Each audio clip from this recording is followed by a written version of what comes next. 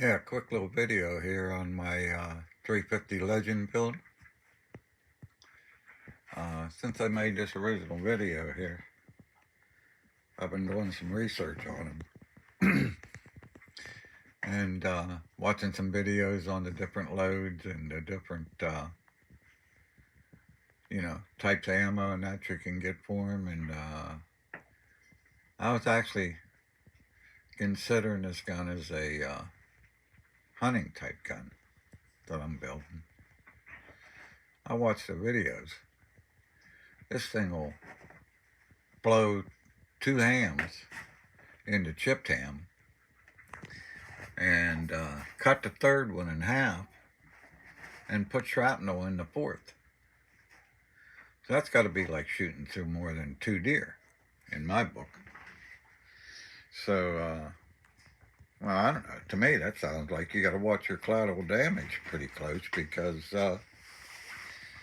this is a straight wall cartridge, which means people are going to use this cartridge in places where they normally use a shotgun.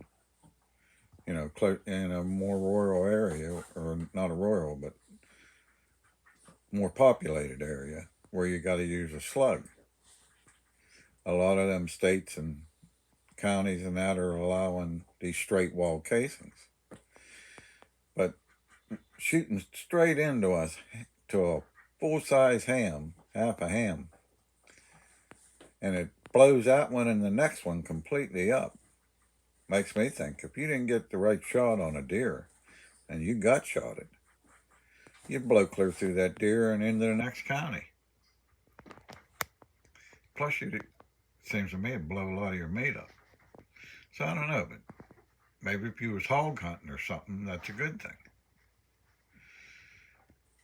The ammo, I learned ammo. Oh, I wanted to mention that barrel. All the time I talked that video, I was calling that a carbine length gas system. And after I got to looking at it, I was wrong. That's a mid-length gas system, which what you'll find in a rifle. There's pistol, carbine, and mid-length. That's actually a mid-length out there, right where I'm pointing. That'll take your longest gas tube. And that's not a military barrel. You'll see the contour of that. That's a Socom contour barrel. I don't know where I was that day. Oh, I wasn't feeling too good that day when I made that video. But like I'm saying, the only thing that still is leaning me toward building this is the fact that there is some cheaper ammo now coming out for it for target shooting that they say is compatible to the price of the 223.556. So I think that's gonna repel me on.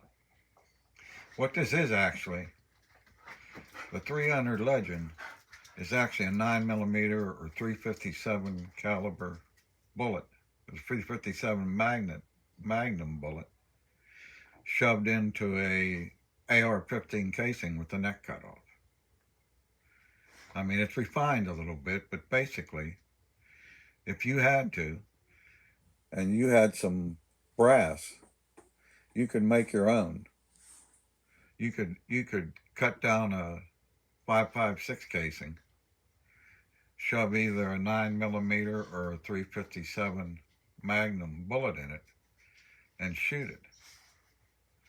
But then again, they're saying now, if you have too much crimp or your casing's a bit too long and it jams up into your cone of your rifling, it'll double your pressure and possibly blow your gun up.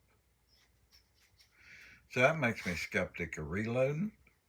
That makes me skeptic of what ammo I buy. You buy cheap ammo, you're going to get one long casing, go in there and blow up the barrel or possibly hurt somebody. I don't know. I'm rethinking this whole build. You go on to YouTube. It's great today. You can go on YouTube in a couple hours. You can learn a lot about this stuff. Where when you're building yourself, it takes months of research, years back, before the internet. I can remember, having to do research hell's it blaring on my screen? You know, the research you had to do to before you built something, or you know, you had to find people that knew. I'm seeing now also, for some reason, I haven't found a mid-length gas system barrel like this barrel in this video here. I took it out. That's actually a mid-length gas system that I wanted because that's the best for the when you use a rifle barrel or a rifle stock.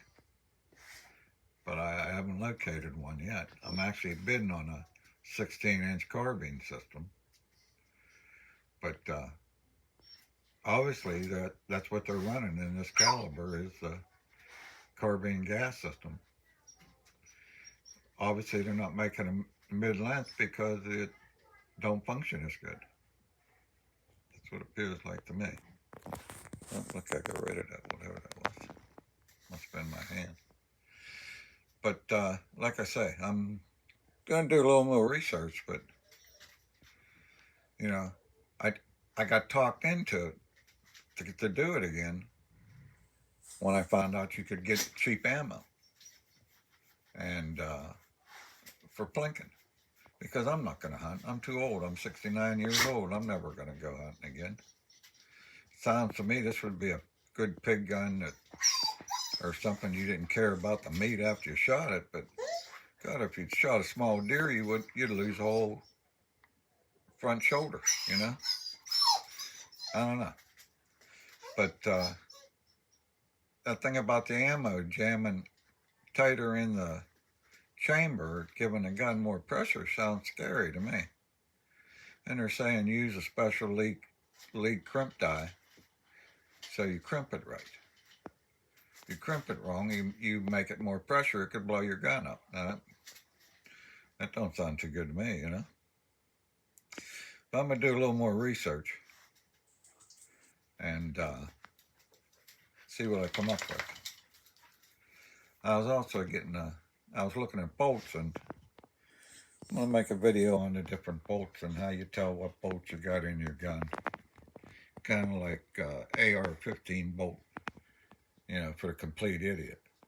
Like they used to have the book for Volkswagens, VW for the complete idiot. Told you how to fix the whole car. My deceased sister bought me a copy back in the 70s, and I put that somewhere and can't find it.